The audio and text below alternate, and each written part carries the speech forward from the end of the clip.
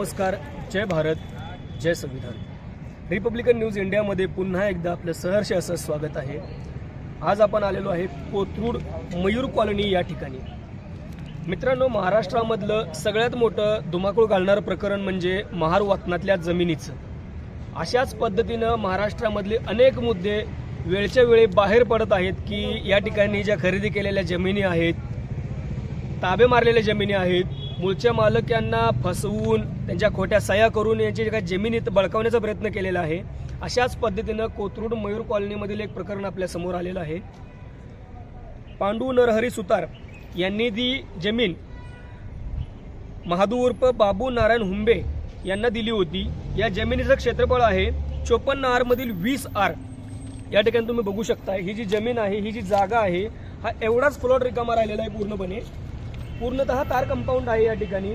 तरी सुद्धा या जागेवरती जबरदस्तीने किंवा शिवीगाळ करून, खोटे गुन्हे दाखल करून या मालकाकडून, या कुटुंबाकडून, हुंबे कुटुंबाकडून जागा बळकवण्याचा प्रयत्न केलेला आहे। दुसरी गोष्ट, या ठिकाणी बघू शकता तुम्ही, या ठिकाणी महानगरपालिकेच्या काही गाड्या लागलेल्या आहेत। पूर्ण कचरा या ठिकाणी टाकण्यात आलेला आहे। या ठिकाणी शेड काय म्हणा किंवा या गोष्टी काय मारलेल्या आहेत, या नक्की कोणाच्या परमिशननं किंवा हा यांच्या पाठीशी आशीर्वाद नक्की कोणाचा आहे, राजकीय नेत्यांचा की पोलीस प्रशासनाचा? या अशा अनेक मुद्द्यांवर आपण चर्चा करणार आहोत। आपल्यासोबत या ठिकाणी हे हुंबे कुटुंब आलेलं आहे। नमस्कार सर। नमस्कार। विषय असा होता की श्री छत्रपती शिवाजी महाराज स्मारक कोथरूड, मी इथं राहिला आहे कोथरूडमध्येच गावठाण। महाराष्ट्राचं आराध्य दैवत छत्रपती श्री शिवाजी महाराज स्मारक कोथरूड इथं राहिला आहे मी। आणि विषय असा होता की या माझ्या आजी आहेत, चंपाबाई दिगंबर हुंबे, पांडू नरहरी सुताराची मुलगी येते आणि महादेव बाबूराव हुंबे यांची सून पण येते।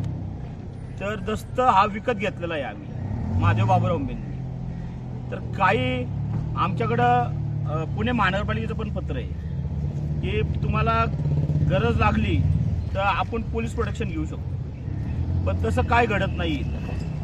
आणि अशा न घडता त्या आमच्यावर गुन्हे दाखल झाले, ते पण आम्ही म्हणजे घरी झोपलो होतो आणि आम्ही प्लॉटवरती फक्त आमच्या आलो, तर तेव्हा आमच्या प्लॉटवरती डायरेक्ट पोलीस आले आणि गुन्हा दाखल केला। दाखल होते ते आमच्याकडे पुणे महानगरपालिकेचं पत्र असं आहे की तुम्हाला गरज लागली तर पोलीस मार्फत, तुम्ही स्थानिक पोलिसांमार्फत तुम्ही मदत घेऊ शकता, पण तसं काय होत नसतानाही आमच्यावर गुन्हे दाखल होते ते। आणि माझं खरेदी खत आमचं रजिस्टर आहे आणि त्यात असा विषय झाला आहे की आमचं जे नोटीसचा बोर्ड होता, सगळ्या गोष्टी आहेत लिगल आहे, सगळ्या गोष्टी लिगल आहेत, 20 आर हे क्षेत्र आहे सगळं। तरी आम्हाला काही लोक मानसिक त्रास देतात ते, म्हणजे की यांनी काहीतरी केलं पाहिजे, असं काहीतरी घडलं पाहिजे, या गोष्टी घडल्या पाहिजेत काहीतरी। आणि उलट पोलीस आम्हाला मारून टाकण्याच्या धमकी द्यायला लागलेले आहेत तसं बघायला गेलं तर। कारण इथं आमच्या जागेत येऊन आमच्या गुन्हा दाखल होतोय। या ठिकाणी बघायला गेलं तर मूळची जागा कोणाची आहे आणि आपण खरेदी करत किंवा आपण किती गुंठे या ठिकाणी घेतलेली आहेत किंवा किती जागा घेतलेली आहे? आता विषय असा आहे की पांडू नरहरी सुतार हे म्हणजे चंपाबाई दिगंबर हुंबे यांचे वडील आहेत आणि महादेव बाबूराव हुंबे यांची सून आहे, चंपाबाई दिगंबर हुंबेंची सून आहे महादेव बाबूराव हुंबे। तर ह्यांनी विकत घेतलेलं दस्त या हुंबेंनी, पण पांडू नरहरी सुताराची मुलगी पण येते। तर त्या सगळ्या गोष्टी असून पण आमच्यावर खोटे गुन्हे दाखल करते ते आणि जगायचं का नाही हा प्रश्न पडलाय। आज अन्याय अत्याचार व्हायला लागलेले आहेत, आज बाहेर पडण्याची भीती वाटायला लागलेली आहे सर्वसामान्यांना की म्हणजे जगायचं का नाही हा सगळ्यात मोठा जीवनाचा विषय झालेला आहे। या ठिकाणी तुम्ही जी खरेदी खत केलेलं आहे किंवा खरेदी जमीन केलेली आहे, ही साधारणपणे कधी केली होती? ही साधारणपणे 19/4/1922 साली केली होती। या ठिकाणी ज्यावेळेस तुम्हाला धमक्या आल्या किंवा स्थानिक गावगुंडांकडून जो त्रास झाला, याबद्दल तुम्ही पोलीस प्रशासनाला पत्र दिलं का काय, म्हणजे त्यांच्याकडनं मदत मागितली?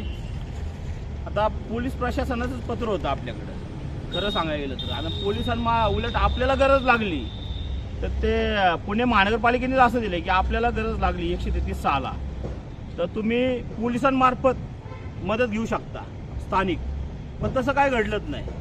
गुन्हा उलट आमच्यावर झाला आणि तो गुन्हा असा झाला की आम्ही झोपलो होतो, घरनं आलो इथं फक्त बसायला तर आम्हाला ते डायरेक्ट आमच्या गुन्हा दाखल झाला म्हणून सांगितलं. असं कुठलीच म्हणजे माहिती न मिळता आमच्या डायरेक्ट गुन्हा दाखल झालेला आहे. आणि दुसरा विषय असा आहे की 4-5 वेळा आम्ही पोलीस स्टेशनला गेलेलो आहे कोटफाट्याच्या. तिथं आम्ही पेपर दाखवले, उलट तेच आम्हाला म्हणायचे तुम्हाला कोणा गुन्हा दाखल करायचा आहे का. तर आम्ही म्हणायचं आम्हाला गरीबावर कुठल्या अत्याचार नाही करायचा, आम्ही जे आहे ते आम्ही मूळ मालक आहेत आणि आम्ही या विषयात का पडायचं. नाही तुम्हाला आम्ही मदत करू. तर तुम्हाला आम्ही मदत करू म्हटलं कशाबद्दल, का जमीन आमची आहे, खरेदी आमचं आहे, आम्हाला कोणाची मदत नाही पाहिजे आम्हाला. का आम्ही आहे आमचं सगळं प्लॉट आहे, जमीन आहे आमची हक्काची, आम्ही येतोय जातोय, आम्हाला कशाला तुमची मदत पाहिजे. नाही तुम्हाला मदत पाहिजे असेल तर सांगा, मी तुम्हाला मदत करतो. म्हटलं तसं नाही. तर त्या गोष्टी सगळ्या घडल्या पाहिल्या. यांनी काय काय मागणी पण केल्या माझ्याकडे पोलिसांनी. तर मी आपल्याला पैशाच्या मागण्या केल्या होत्या. हो, फ्लॅटच्या बीटच्या मागण्या केल्या पार. तर मी त्यांना दिलं नाही. मला एवढं कळलं नाही की एवढं काय घडण म्हणून माझ्यावरती प्रसंग हा. तर त्यांनी माझ्यावर खोटा गुन्हा दाखल केला आणि ही जमीन लाटण्याचा प्रयत्न केला पा. एवढी परिस्थिती भयानक केली आम्ही. म्हणजे सर्वसामान्यांनी जगायचं का नाही हा सगळ्यात मोठा जीवनाचा प्रश्न पडलेला आहे. आणि जनता जनार्दन आहे खरं म्हणायला गेलं तर. जनतेने पण हा विचार करावा. आणि राजकीय दबाव तर एवढा मोठा होता आमच्यावर की आम्हालाच काय कळलं नाही काय झालं.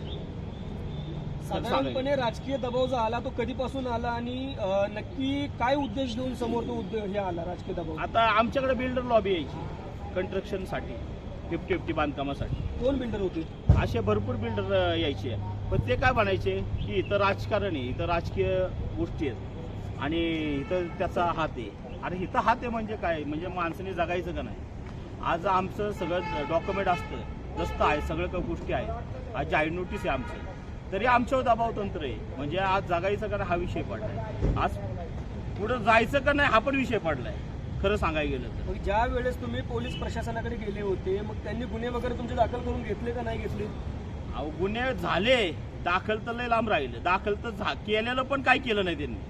म्हणजे या ठिकाणी समोरच्या व्यक्तीचा जे कोणी असतील त्यांचा दबाव पोलीस प्रशासनावर आला आणि त्यांनी तुमच्यावरती खोटे गुन्हे दाखल केले असा आपला उद्देश आहे. हो नक्कीच. मग या ठिकाणी तुम्ही म्हणजे ज्यावेळेस जागा तुमच्या हातातून जाते तुम्हाला समजलं, पुणे महानगरपालिकेला आपण काय पत्र दिले होते? हो, पत्रामध्ये काय उल्लेख केला होता असं काय आपण निष्पन्न करा? हो, पुणे महानगरपालिकेला आपण पत्र दिले होते. उलट त्यांनी मला पोस्टाने पाठवलेले पत्र आहेत सगळे.